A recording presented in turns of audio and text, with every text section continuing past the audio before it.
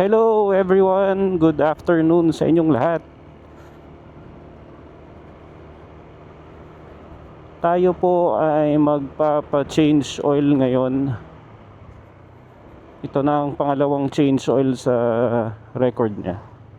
Ang odometer natin ay nasa 2,534 kilometers na. Medyo malayo-layo na simula nung last na change oil niya. Siyempre di natin naharap. After nung La Union natin, nakala ko makapagpa-change oil the next day, kaso yun nga Saturday na ako nakauwi ng gabi. Tapos may mga chores ng Sunday, kaya hindi ko pa naharap. So ngayon, since rest day natin, ngayon tayo magpapa-change oil. May nirecommend sa akin yung ka-work ko dito sa may CAA Road. Ang pangalan nun ay Revs Motorworks ata. So sisilipin natin. Dito sana ako sa Casa kung saan ko binili ang aking motor, kaso dami ko nabasang di maganda. Doon na lang tayo sa isa. Okay lang magbayad tayo for the service, as long as pulido naman ang trabaho niya. Doon na lang tayo. So let's go. Medyo makulimlim na, sana hindi umulan ngayong araw. Sana ganito lang para hindi ganun kainit. So yesterday, Friday, July 10, hindi tayo nakapag-video kasi sa sobrang lakas ng ulan, nag-decide na lang akong dalhin yung sasakyan. Hindi tayo ma-hassle, tsaka tagal ko na rin dinagamit yung sasakyan eh. Naging stale na yung fuel, gano'n. Ang ganda ng scrambler ni Kuya. Wow. Dire-diretso na tayo, wala naman ng traffic. Medyo mainit, pero hindi tirik yung araw. Medyo cool ang hangin. Ito yung mga na-miss ko. Yung mga nagre-rest day ng Saturday, tas nakakagawa ng chores. Dahil puro tayo work for the past few weeks. Last week lang yung medyo mahabang pahinga natin, pero kulang pa rin yun. At least little by little na susulit natin ang ating rest day. Nag-a-adjust na uli ang katawan natin na makapag-rest day ng weekends.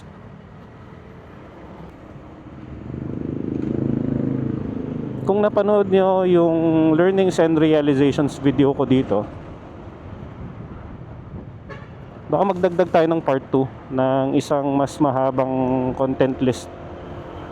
Mag-upload ako ng second video niya na mas maraming focus doon sa experiences natin, para at least mag-guide natin yung mga beginners or mga nagbabalak ng motor sa mga do's and don'ts or yung what to expect, mga ganyan.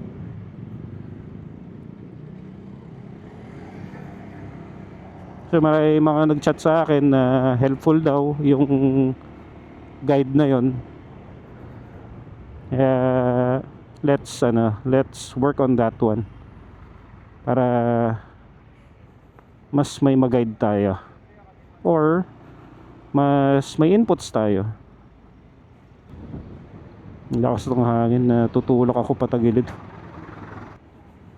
Hindi tayo pwede mag-complain. Lahat tayo magamit ng kalsada at nagbabayad tayo ng taxes natin.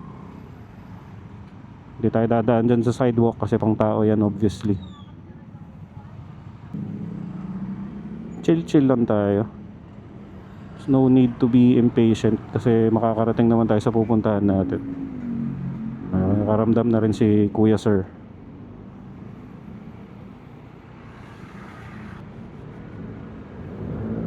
So malapit na tayo mag-turn right dyan sa CAA Road. After daw ng Southville ang lilikuan ko papunta dun sa moto shop na yan. So mapapapalit natin ngayon ang gear oil natin, at dala pa rin natin ang oil na provide nung Casa sa atin, which is a Motul 10W40 synthetic scooter oil. Papalitan ko rin to after nung change oil na to. Sa mga succeeding na change oil natin, magbabalik na tayo sa Honda, yung original niya. Magte 10W30 na tayo para mas smooth ang engine natin. Or if may suggestions pa kayo na mas magandang oil, comment nyo lang sa baba para alam ko. Kasi dito sa nararanasan ko sa Motul na gamit ko ngayon, lalo pag kaka-start lang, medyo malakas ang vibration niya.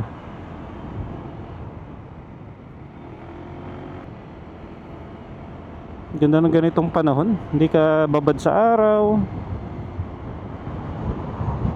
Medyo mahangin siya, pero para sa akin okay lang kaysa yung para kang ginigisa sa init. Ito okay pa tong ganito eh. Malamig, mapresko, hindi malagkit yung hangin, gloomy. Yun nga lang, may nagbabadyang baka umulan. Ay, may raincoat naman tayo na ibalik ko na yung raincoat dito sa U-box ko.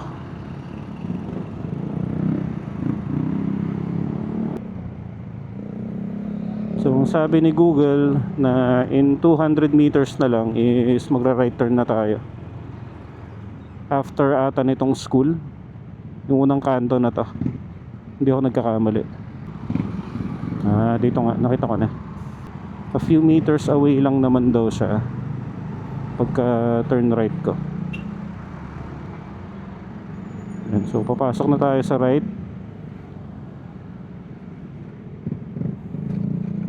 Dito tayo.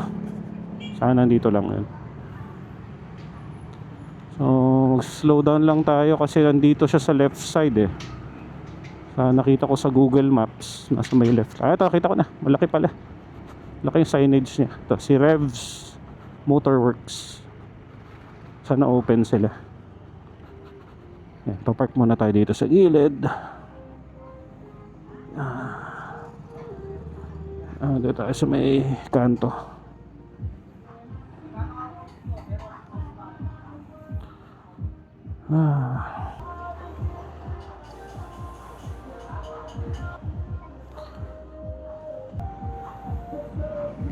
So, mamaya na lang muna ulit.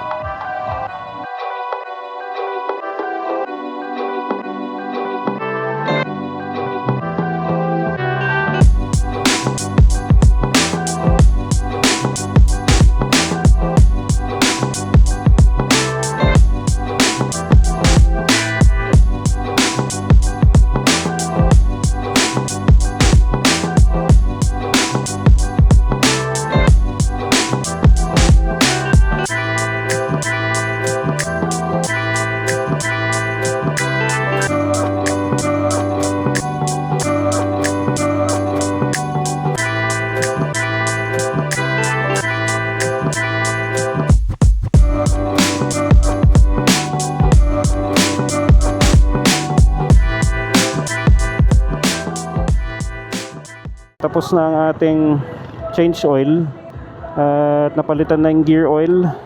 Next na PMS natin would be at another 2,500 kilometers or roughly around 5K doon sa total ng odometer ko. Nagtanong na rin ako kung magkano yung ano nila, MDL nila. Ang sabi sa akin is aabutin daw ako ng around parang 5K all in all sa MDL, labor niya plus yung busina kasi may nakita akong horn. Okay, ipapainit muna natin tong makina natin bago natin ipatakbuhin. So ito siya, itong Revs Motorworks. Mabilis sila magtrabaho. Actually mabilis lang naman ang change oil natin dito. Pa-circulate lang natin yung oil niya bago tayo mag-start magbiyahe. Mabilis lang ang change oil actually ng motor, hindi parang sa sasakyan. Kasi ako, nasanay ako sa sasakyan eh, na yung change oil na naabot ng ilang hours kasi maraming papalitan. Sa motor, less than 20 minutes pa nga tapos na lahat yun eh.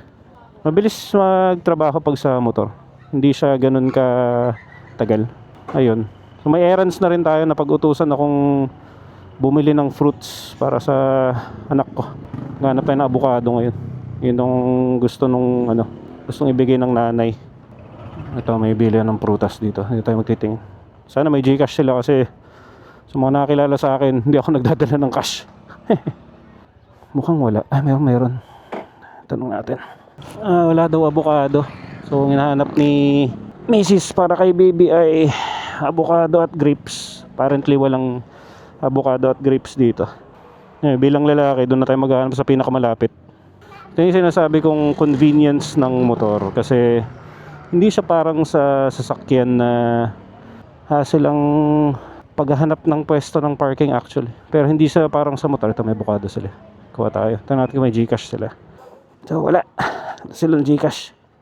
Pwede naman ako mag-withdraw kaso malapit na pag-withdraw dito. Okay, ganito. Saan tayo pupunta? Mag-U-turn na lang tayo. Gusto ko na magpa-car wash. Gusto ko nang ilakad ko na lahat ngayon para hindi na ako lalabas bukas. Gatid na lang ako bukas. Makaka-ride tayo konti. Makaka-pasyal konti. Ano bang masasabi ko ngayong na change oil to? Actually mas smooth ngayon yung feeling niya. Hindi siya ganun ka-vibrate parang nung bago ko dinala dito. Sa ngayon habang tumatakbo medyo mas okay ang takbo niya ngayon. Ang sinadjust din sa akin is yung Jawo na auto shop. Try muna natin to kasi feel ko maraming tao dun kay Jawo Pero okay naman, nakita naman nating nalinisan naman yung dapat linisan. Mga kailangang gawin is nagawa naman sa checklist natin. Nakita nating pinalitan lahat ng dapat palitan at linisan yung dapat linisan. Plus na yan, magiging dyan na tayo lagi magpapa PMS or papa-service ng motor. Pag may proper set of tools na ako na mag-change oil ng motor ko. Magtitingin tayo ng bilihan ng mga prutas dito. For sure marami na ditong banda. Tingin-tingin lang tayo, slow down. Alam ko kasi palengke tong nasa saan ba yun? Malagpas ata dito. May palengke ata somewhere dito. Pag wala, doon tayo sa palengke sa Pote. Alam ko na ATM na lang hanapin natin. Mag-withdraw na lang tayo. Tapos sa palengke tayo bibili. Pwede rin naman sa SM. Hindi na. Baka mademonyo tayo na pambili natin doon. Baka hindi lang prutas ang dali natin pa uwi. May moto shop din dito. Nice. Nang wala na to, balik na tayo ng Alabang Zapote. Ang wala dito, walang bilihan na ng prutas at wala ng ATM dito. Ang tanong na lang dito is saan ako mag-withdraw? Yan ang biggest question of the day. Kung saan may ATM na malapit. Kagandahan talaga ng motor yung mga short errands na ganito. Pwede mong gawin agad-agad. Hindi ka mahihirapan. Kasi very versatile siya. Hindi parang sa sasakyan. Lalo pag SUV yung gamit mo. Daming moto shop dito, no? Gusto ko talaga magpa-car wash ngayon. Motor trade. Nakukutuban ko na sa palengke ako bibili. Ito, bibili ng prutas dito. Tingnan, bumalik tayo. Okay, so bibili tayo doon. Papark lang tayo doon sa may tapat nung kotse. Sana may Gcash to para hindi na ako lumayo.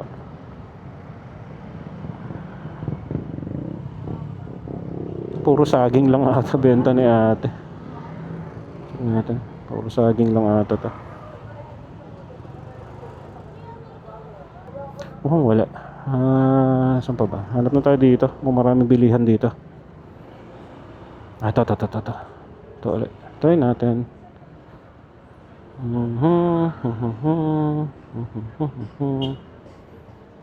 Wala daw avocado. Hanap ulit tayo.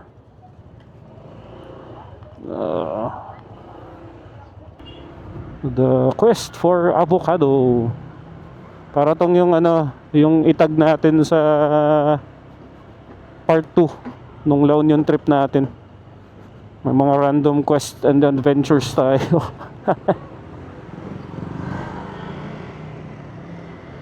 Yung mahirap maghanap ng avocado rito. Dahil pala, nakumuha ng avocado sa La Union. Sayang. Sana wala akong quest ngayon. Sana chainsaw lang ginawa ko ngayon. Meron yan. Tiwala lang. Magkakaroon din ng avocado.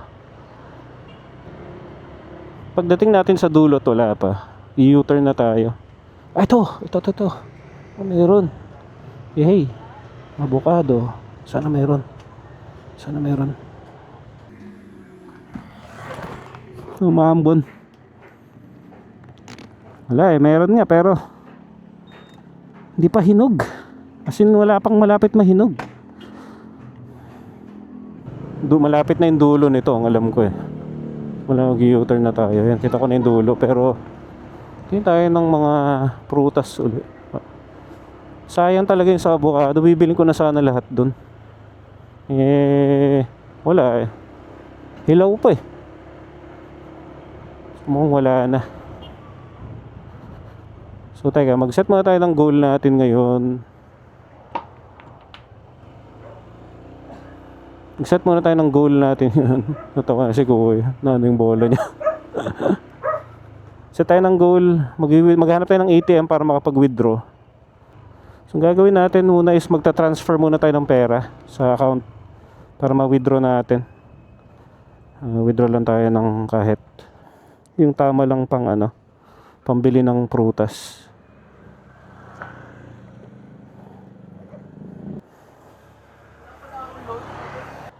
Nakapag-transfer na tayo ng pera. At ngayon ay nakapag-desisyon na ako. Mag-withdraw na lang tayo at bibili na lang tayo sa palengke doon sa may Marcos Alvarez. For sure meron doon yung mga kailangang bilhin natin. At least nakagala tayo. Naka-explore tayo. Yung car wash ko, baka bukas ko na lang ipa-car wash to kasi naiinip na si doon eh, si baby at si Mrs. Ang tanong ngayon is saan tayo magwi-withdraw? Ngayon ang napakalaking tanong ngayon. Saan ba ako alam na may mga machine dito ng withdrawal? Saan ba yung mga ATM dito? Inip na inip tong katabi ko. Ingay nung tambutso. Sakit sa ulo. Ito naman si PCX, wala naman nung balak ipa-modify tong pipe nito. Kasi syempre gusto natin stock lang. Tapos pag dumating tayo ng Baguio, bawal doon ng modified pipes eh. Bawal yung maingay doon. Kaya stock pa rin tayo. Wala na tayo doon sa era nung paingayan, pamatsuhan, papugihan ng tunog. Wala na tayo doon. Hindi na lang tayo sa tahimik. Ayaw na natin ng maingay. Saka ayaw rin natin makabulabog ng mga tao sa paligid natin pag naka-muffler tayo. Gusto natin pag tumatakbo yung motor natin, yung walang naiirita, alam mo yun, yung patahimik lang kumbaga yung kapaligiran mo. Lalo sa amin, nakatira kami sa subdivision. Yung mga kapitbahay ko kasi is mga senior na eh. So once na maingay yung motor mo, syempre mabubulabog mo yung tulog nila. Nakakahiya naman. Ako rin naman eh. May isa kaming kapitbahay ngayon actually na halos lahat ng mga motor nila naka modified pipes. Pag dumadaan yan dun sa tapat ng bahay namin, grabe, napakaingay. Ang sakit sa ulo. Parang pinupunit na ewan. Hindi mo maintindihan. Kaya ayoko mag ganon. Ay, may video doon. Ayun, lagpasan na natin. Hanap pa tayo, baka meron pa naman tayo makita. Yung camera natin, dito pa. Ito importante, huwag yung mawala yung camera. O yun pala yung sinasabi niya, no? Nalaglag yung camera mo. Tapos hinayaan ko lang. Iyak tayo dyan. Ito, ATM ng BDO. Yay! Saan yan? Saan yan? Ito. BDO ATM. Ito. Okay. Ito ba yung ATM nila? Ayun. Ito na ang traffic ng CAA Road. Isa sa pinaka-busy na intersection dito sa Las Piñas, along Alabang Zapote. Ito may pinakamatagal na traffic light. So ayan, naka-withdraw na tayo at nakapag-decide na akong bumili ng prutas doon sa may palengke. Mag-aabang tayo dito ngayon. Okay lang. Hindi naman issue yun. Kahit nga umulan ngayon, pwede nang maligo sa ulan ulit. Kasi naman, magka-counterflow ka dyan. Diba? Ayaw naman natin maging kamote. Yan na tayo. Taste lang tayo. Patience goes a long way. So eventually, makaka-lane split naman na tayo dito. Hindi lang tayo maka-lane split kanina eh. Ito mong okay na to. Maliban dun sa butas dito. At naghigpit ulit. May tricycle kasi. Ito, hindi pa pwede. Masyado magilid tong pick up. Sabay tayo sa mga fellow motorcyclers natin.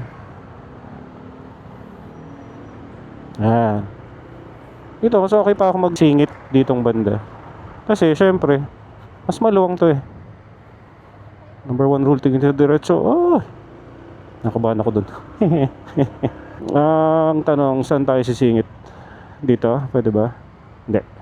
Mahirap dyan. Dito ba? Pwede? Hindi. Doon. Sa pinasukan nung motor na may angkas. So, dito tayo papasok. Dito nga. Dito tayo papasok. Susunod tayo. Diba? Singit Gaming. Ayan, maluwang pala dito eh. Okay. Hindi na tayo sumingit doon. Hindi tayo nag-counterflow. Pero dumaan tayo sa kanan. Malapit naman na tayo. Pag nag-green light na yung papunta rito sa side ko, yung galing dyan, papunta rito, tayo ng next doon. Maambon na. Medyo may nakikita akong mga patak na ng ulan. Ito nga lang yung mga medyo pasaway dito. Pero yaman na. Pedestrian naman yan. Either way, sila pa rin ang king of the road natin.